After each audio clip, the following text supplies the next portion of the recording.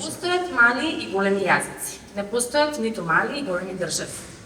Има една многу убава метафора од еден роман на нашиот многу почитуван академик Митко Маџунков, кој во еден лик Кирил Водочки срочил една убава вистина.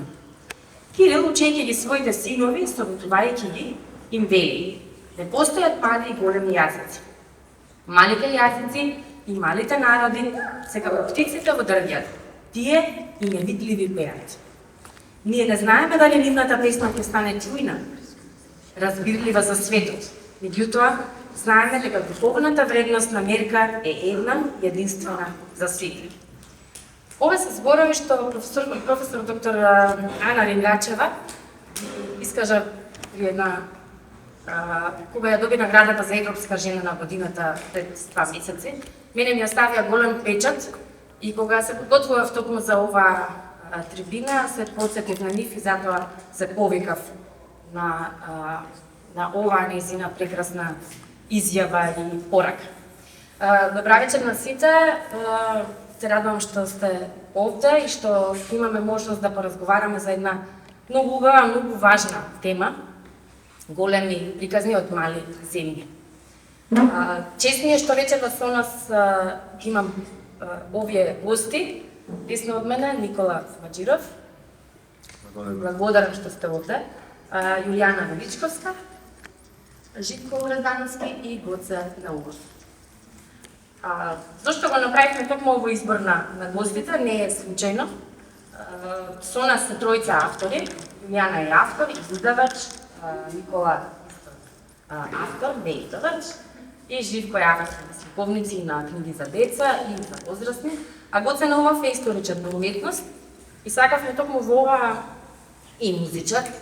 Во оваа комбинација да направиме малку еден поширок пресек на темата, колку е важно да се свртиме кон нашите автентични приказни и тие да ги прикажеме пред светот. Ќе почнем со Никола, чија што последна, односно ова е негова прва сликовница, така беше Никола? Робчето е веќе на помилените книги и сликовници на децата. Никола во Робчето посегна исто по народното творештво, да создадеш нова приказна. Дали оваа приказна тлееш долго? Извини, поблиску микрофонот. Благодарам се за Или тој не работи. Убава е перспективата на разгледување на приказните што сите ги носиме овде, а верувам и надвор од оваа просторија. Оваа приказна ја прочитав во книга од нашиот фолклорист Иван Котев, собрана е од Струмичкиот крај и при првиот прочит ме однесе на тоа универзално време, универзалната идеја за новите почетници, за почетокот на светот, односно за местото кое што ги содржи сите места. Први напишав есеј и сметам дека тоа не беше доволно заради тоа што есејот се осетив како некој кој се обидува да ја најде формулата на постоењето. А тоа сушност не постои. Затоа се обидов да ја прераскажам. Приказната е толку интензивна што морав да вметнам нови времиња или да помине низ тој филтер на личното, низ тој јазик на почетокот, на личниот почеток, за да може да биде оправдано тоа прераскажување. Прераскажувањето е важно за да се не да конзервираме. Важно е ни е важно за да може да го продолжиме постоењето. И тоа на природен начин. Свесни за минливоста на сите приказни, а на тој начин се да свесни за нашата минливост на нешто ја раскажа приказната. секоја приказна мислам дека го има квалитетот на езгија, квалитетот на она што е неповторливото.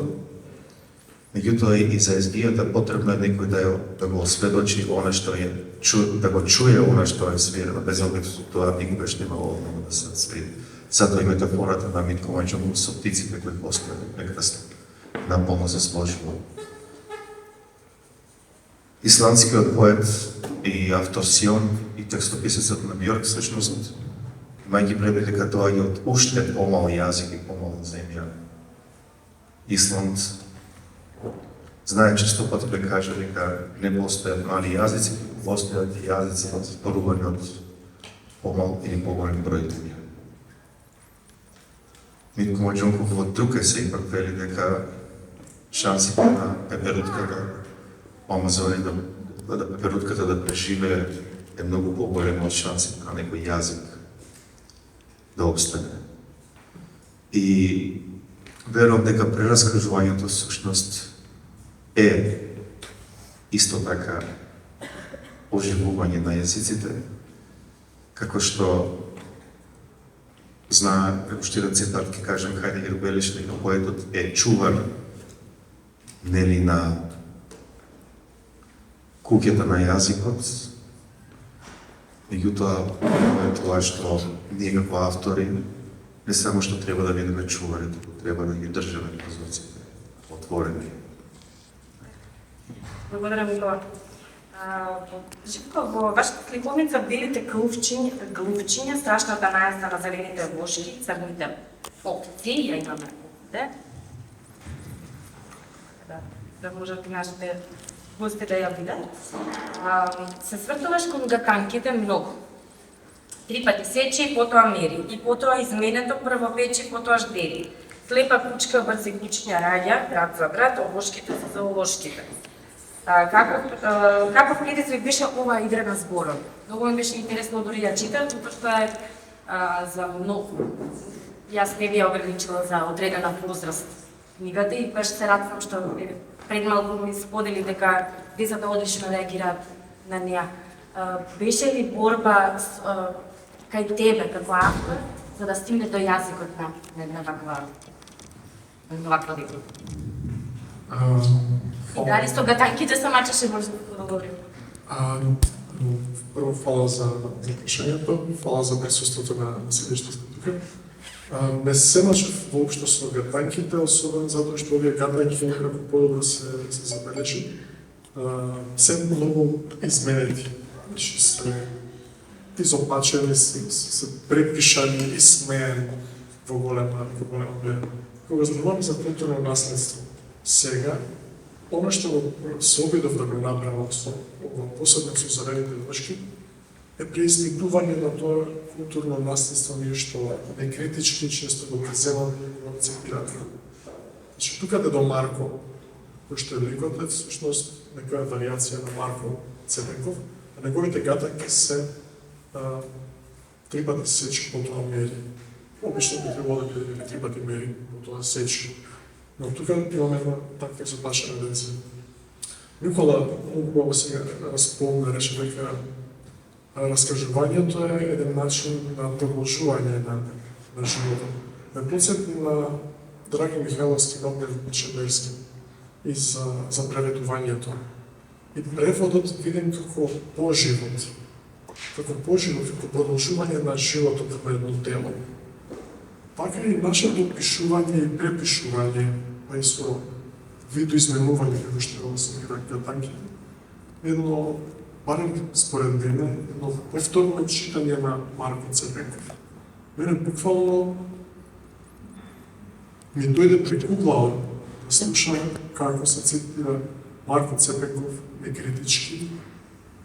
На ведната глава сам ја не сече. Сега, има Марко Цепенков сјајни поговорки, ама има некои поговорки што се толку штетни, погубни, што ние ги селаме како да се скапуцено културно наследство и се водиме по нив. Потоа ќе дојде Блаже Којаски, па ќе напише дека ние сме смачкано племе, и потоа пак ќе напише дека сме смачкано племе. И така се перпетуира таа една малодушност, еден дефетизам. Тоа беше главниот потик за овие гатанки. Че преземањето на културното наследство, но не критички, туку со преиспитување. Тоа беше интересно затоа што на ваков начин во суштина нудиш еден прво твој поглед на свет, кој што треба да е по-позитивен ако гледаме така. Или може би некојаш била реална таа наведната глава Сатија не ја сече. Меѓутоа, денес дали сакаме да се идентификуваме со тоа. Но тоа ме наведува и посебно затоа што се обраќа на деца, што е многу по мене многу благородна мисија, на што е резултат. Да, зборуваме за достојување на Така. децата, како сакаме да ги воспитаме децата, бали како некој што треба да е наведна главата затоа што има некој помоќен, што ќе ги исклучува нив и ќе ги плаши. И треба да живееме со наведната глава, како што во болен мера всушност и живееме. Значи да има некој малку поголема некаква, макар и привидна моќ, ние често имаме тенденција да се умилкуваме, да премолчуваме, така да се никаваме на различни начини. И тоа уметноста, книжевноста е она што треба да биде предизвикувана на моќта. И Јулијана имаше прва сликовница Ведра, така, да не сгрешам со прва, втора. Ведра беше наградена сликовница минатата година на нашиот фестивал за најдобар текст. Интересно ми е што и ти, Јулијана, во ова дело мислам дека приказната не е инспирирана од реална бајка, така, но ја носиш во едно време бајковито и делува како да е позната легенда. Или може би грешам. Дали се чини дека беше некако од Источна Македонија, така? Поврзана е малку со легендата за настанокот на името на планината Плачковица. Плачковица, така. Со тоа што во легендата оригинално оној кој што ги поврзал двете скарнени кралства и направил луѓето да плачат од среќа е Александар Македонски. Во моја приказна е принцеза, наречена Ведра, најголемата плачка на светот. Малку иронизирав. Да, еве за сите што не ја прочитале, може би немале контакт со Ведра, на многу интересен начин Јулијана им доближува на децата колку е важно да ги имаат сите емоции и да не се срамуваат од нив и како ќе се справуваат со емоциите. Колку кај тебе беше предизвик токму преку ваков начин на раскажување на приказната да се доближиш до децата денес? Бидејќи предпоставувам има луѓе во публиката кои што не ја знаат или приказната како настана Ведра. Ведра е настаната пред некои 17-18 години, 18 веќе, кога внук ми беше малечко бебе и не му почнав да му ја раскажувам и потоа тоа еволуираше како што ја раскажував на куп други деца од соседството, од семејството, од пријателите и така натаму. И како што ја раскажував усно, така имаше и беше во различен облик, имаше различна приказна и некој различен контекст кој што правеше херој од детето на кое му ја раскажувам. И по долго време на еден издавач, само писата, му текна дека има книга што може да биде приказна, што може да влезе во книга, да биде запишана. Тогаш се најдов пред еден предизвик што сакам сега да направам, да ставам меѓу корици и како да им се обратам на сите деца наеднаш. И во суштина не е тука толку концептот на тоа да им се доближам на денешните деца, сум сега во блиска со денешните деца, дечарка сум, сите што ме знаат го знаат тоа, детка сум на над 60 внуци од први братучеди, кои што имаат веќе своји деца и сум баба. Така што, да, децата ми се секогаш блиски и се надевам за секогаш ќе ми бидат. Но повеќе беше каква универзална порака сакам да ја пренесам на децата.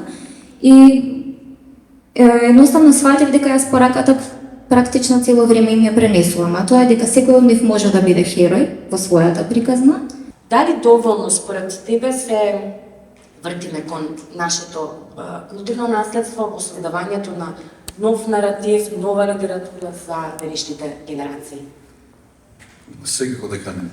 Од една страна сме прилично сврзани кон минатото, зборам за археолошкото минато, но не секогаш на вистински или оправдан начин. Многу често се користи во риториката на разни групи граѓани, дали политички, дали ентузијасти, дали родолюби.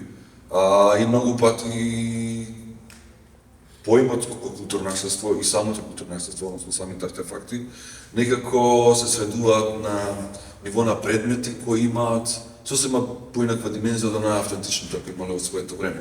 Стануваат орудија, да не речем оружје. И тоа не е случај само кај нас, многу други земји, особено на Балканот. И во таа смисла, тоа вртење кон минатото е постоечко и е прилично доминантно и малку е и ризично да се користи на тој начин. Но, за жал, од друга страна, прекрасен потенцијал кога има културното наследство не е доволно искористен во креативни цели.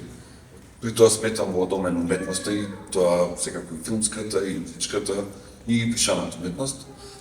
Имаме прекрасни артефакти, прекрасни, да речам, историски, предисториски моменти кои се многу битни за развојот на човештвото и за модерни цивилизации, кои не се вклучени во прекрасни во романи.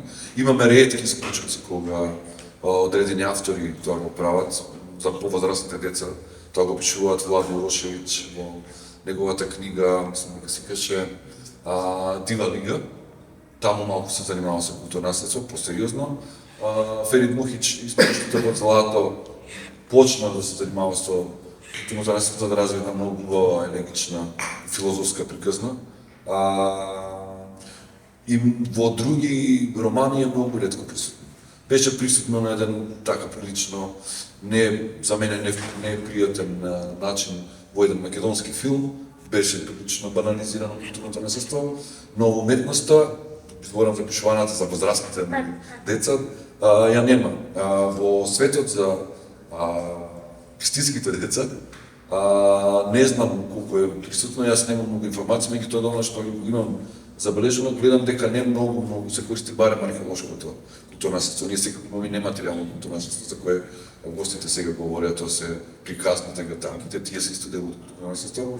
Меѓутоа археолошкото културно наследство не е многу или не е воопшто присутно. Имаме неколку убави исклучоци. Тоа се сликовници, или едната е за градот од Калето на Александар Тодоровиќ.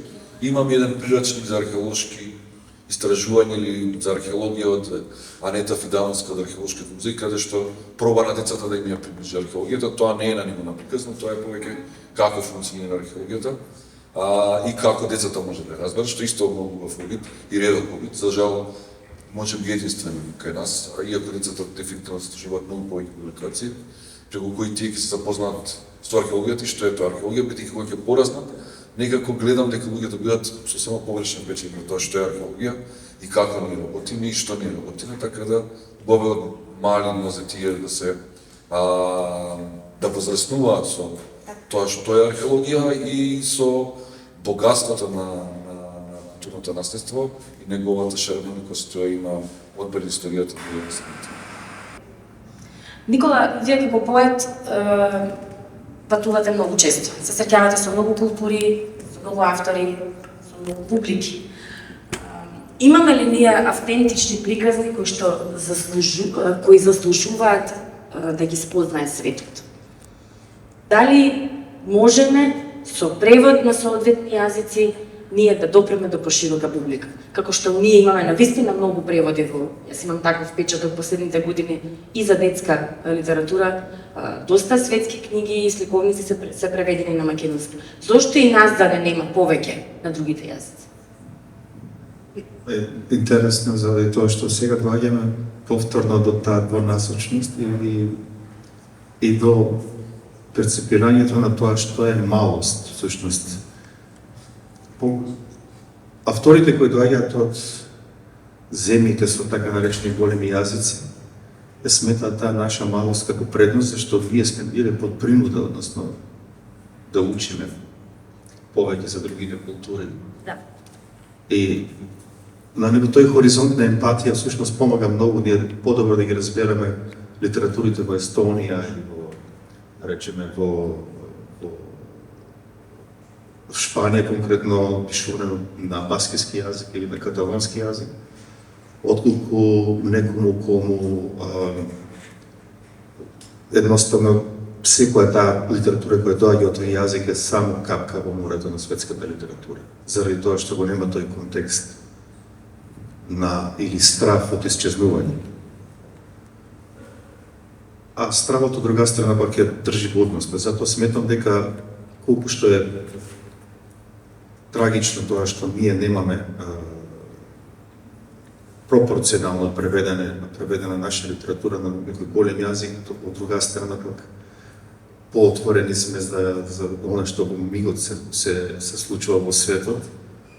И како читатели сме благословени, меѓутоа треба сега да се отвори и другата врата. Археологијата од таа страна е многу да речеме отворена и не треба таа археолошка свест барем да ја чувствуваме секогаш кога патуваме надвор, од причина што секој наш превод всушност на некој друг јазик е најден фрагмент, најдена некој артефакт, парче од артефакт во тој простор и како поттик дека другите јазици ќе почнат повеќе да копат по овој јазично подрачје. Сметам дека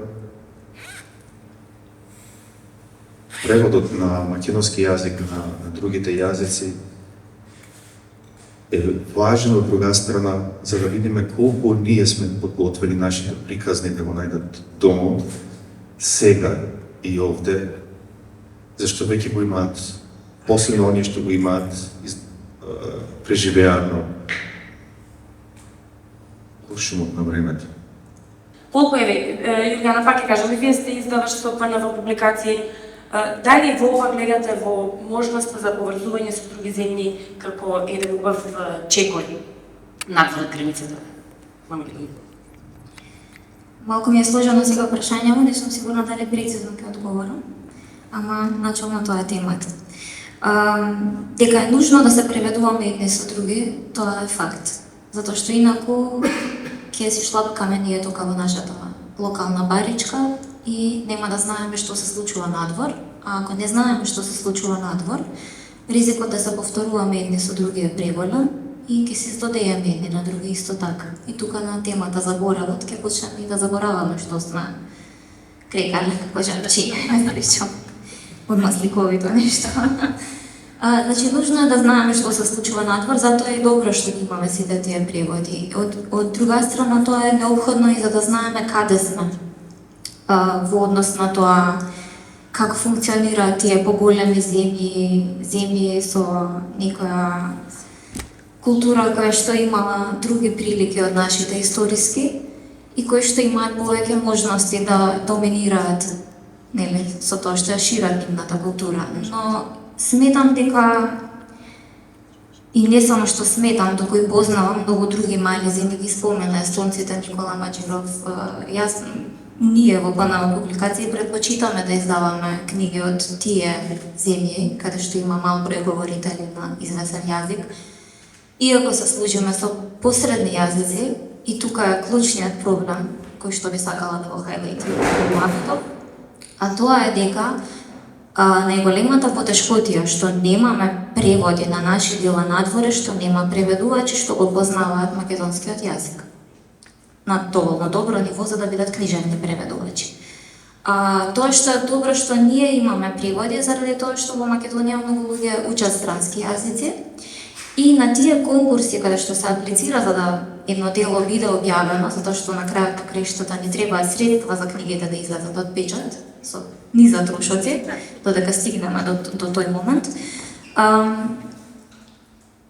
Таму како услов стои главно преведувачот да преведе на неговиот мајчин јазик. Значи нам не требаат страници кои што го познаваат македонскиот јазик доволно добро за да бидат книжевни преведувачи.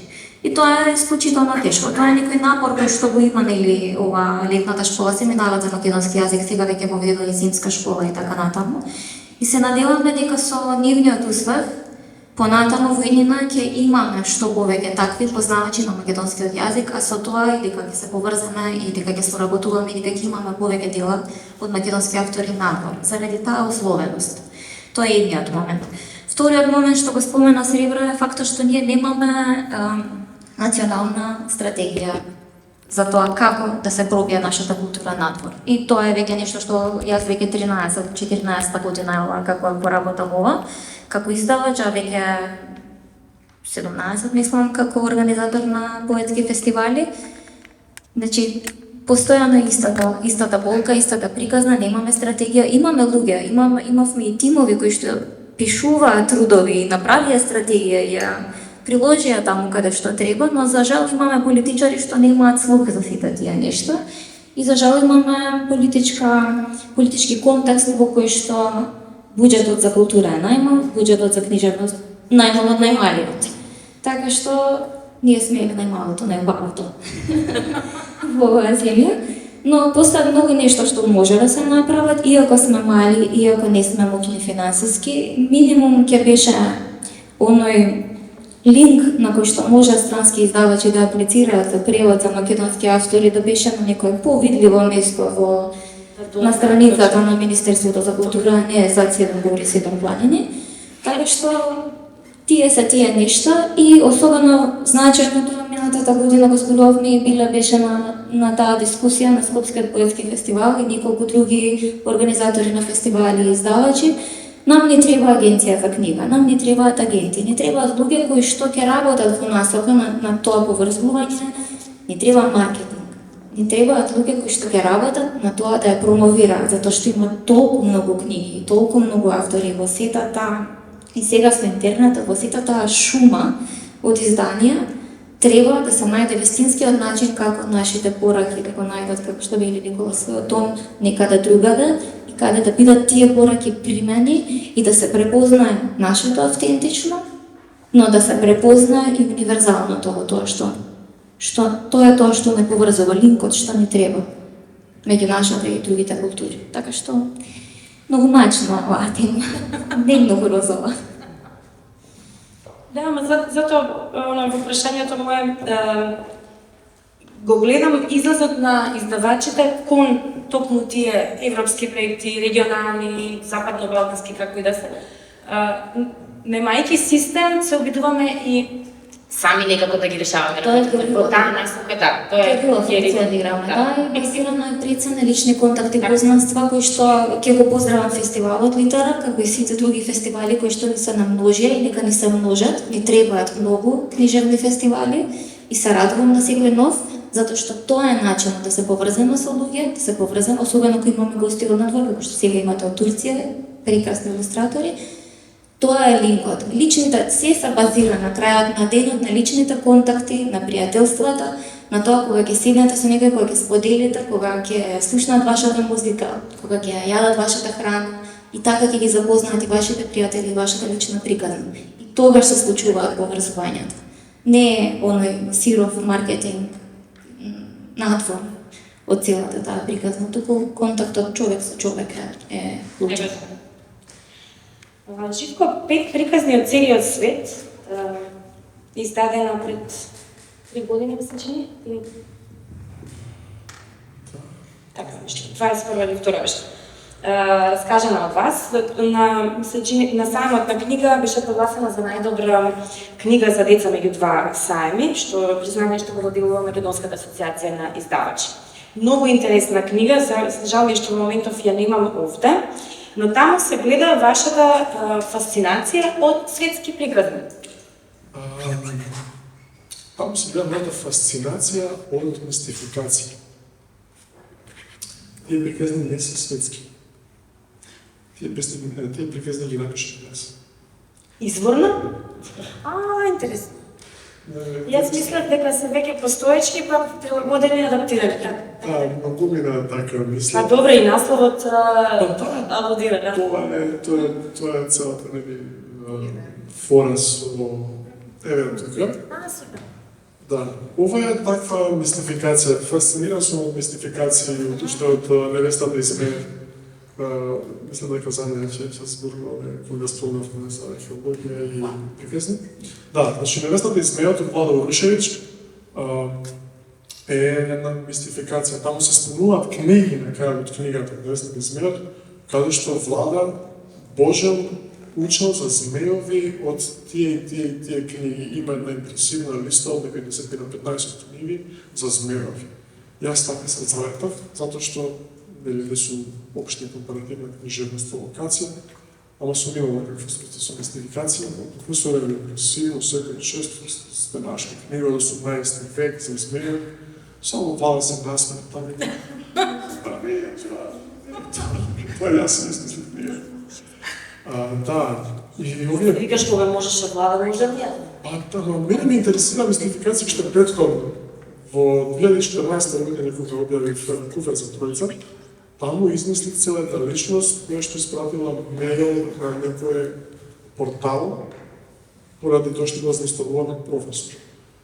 И буквално за да проширам таа мистификација, испратив на еден портал извадок од книгата и ми пиша на тој мејл или јас го споделив на Фейсбук. Живкото много поврзано со оваа девојка треба да зборува, да ја раскаже низна приказна. Ама знаеш, ова е мистификација малица. Така што тоа беше таму во 50 приказни од Жил Менар и таму се спомнуваат 10 збирки кои што се измислени од самите цензенти. И овие 5 приказни целиот свет стои тука растрашени на Живко Гроздановски, ама се напишани од Живко Гроздановски. И да, тоа е мојата фасцинација со тие мистификации. Тоа е интересно, во суштина, каде се може да се најде инспирацијата, дека, како што рече на почетокот, треба да ги пресоздаваме приказните. Да. Ова се, на крајот, рече се експлицитно е кажано дека овие 5 приказни се всушност. Да. Во овој краток поговор стои дека се 5 приказни всушност напишани од мене, тоа не е толку експлицитно. Ама да, пресоздавањето на приказните е оно што ние сме фактички повикани да пресоздаваме. Повторно ќе го спомнам Драги Михайловски и Огнен Чемерски, посебно Драги кој што рече, ние што и да правиме, ние се преведуваме едни со други. Се преведуваме кога се посекуваме добра ноќ, да преведуваме својата љубов едни кон други.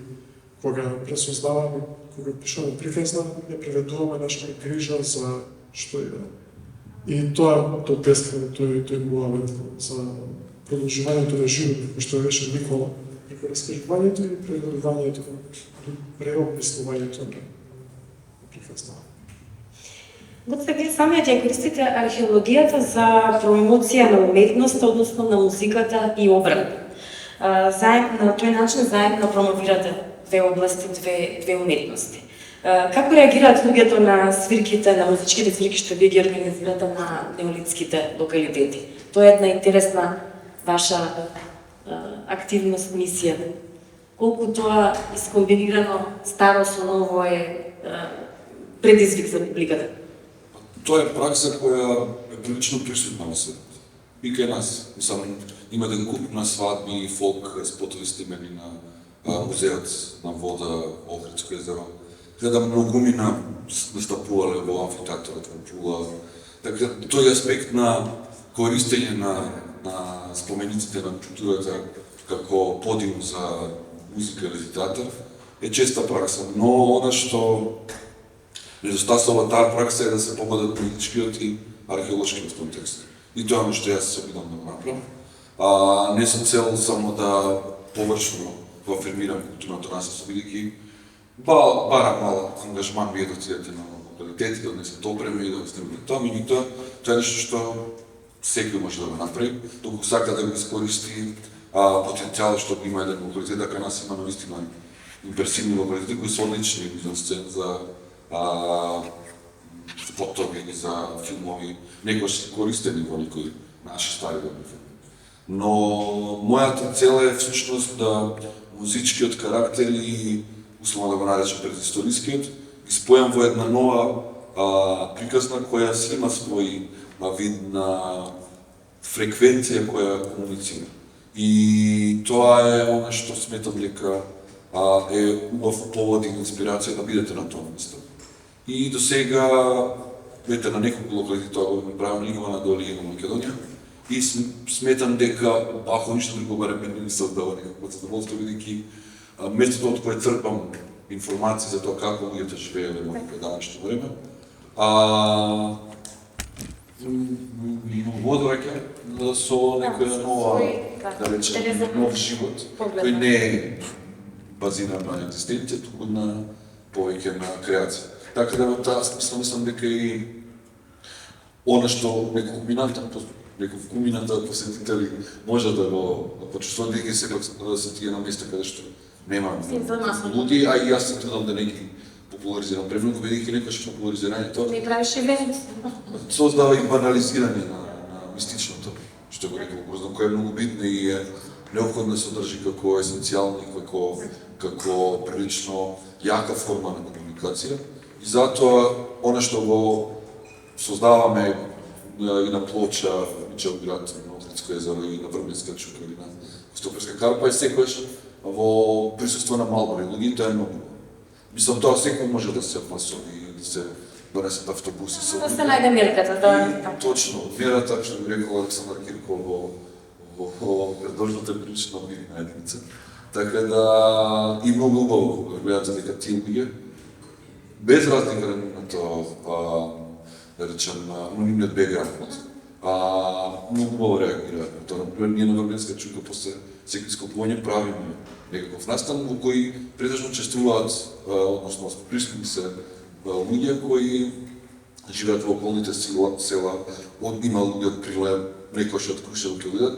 Е многу убаво затоа што ретко имаат прилика да слушнат концерт на Канон или концерт на микрофон, или пијано со Мија Иванова. Луѓе што немаат никаква директна врска со тој тип на музика или И така. многу убаво имате реакции, мене ми е тоа многу пријатно затоа што има вистински вид на комуникација без да се создава театар, без да се создава некаква помпа околу И да тоа. има очекување. Да, и тоа е веќе, како да кажам, еден вид на ритуал кој луѓето од околните места го доживуваат како празник и секоја година знаат кога ќе дојдеме да искупуваме, дека на крај треба да има нешто. Така да оваа година нешто интересно предвидено, ама Нема да открива. Мислам дека сме при крај. Сакам како по едно последно прашање да ми кажете дали Петводов пишувате нешто ново за деца. Може ли? Никола, после рокчета дали... Редовно пишувам во Росица веќе Да. 15 на година, така што Мислам конкретно на сликовници. На сликовница се уште не чекам приказна од овој пат како просторот, тоа е баш што се спомнам.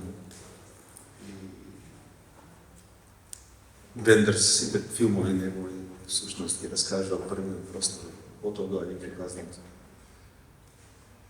И кој чекам тој простор, кој ќе изникне некој приказна. Јуле? Јас имам уште неколку од тие приказните што ми ги раскажувам усно на децата.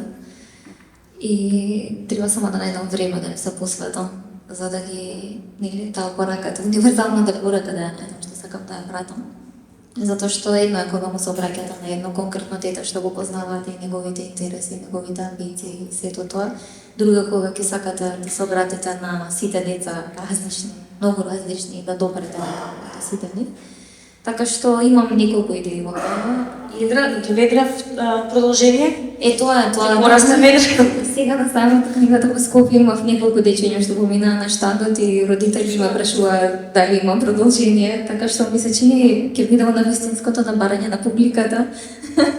Ќе треба да се смисли продолжение, иако не беше така замислена, но ако ми дојде нека идеја Ведрав во тинеџерски години како би стои со облачение?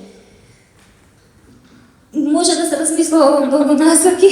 Да, но не би сакала да биде само втор дел заради втор дел, туку во секој случај би сакала да е тоа нова порака која што би сакала да ја испратам и со која што се надевам дека ќе направам на децата да се чувствуваат како што е оваа првата направа.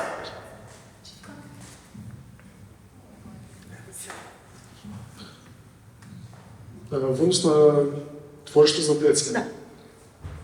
Да. После оваа книга, нема фрапешно нешто.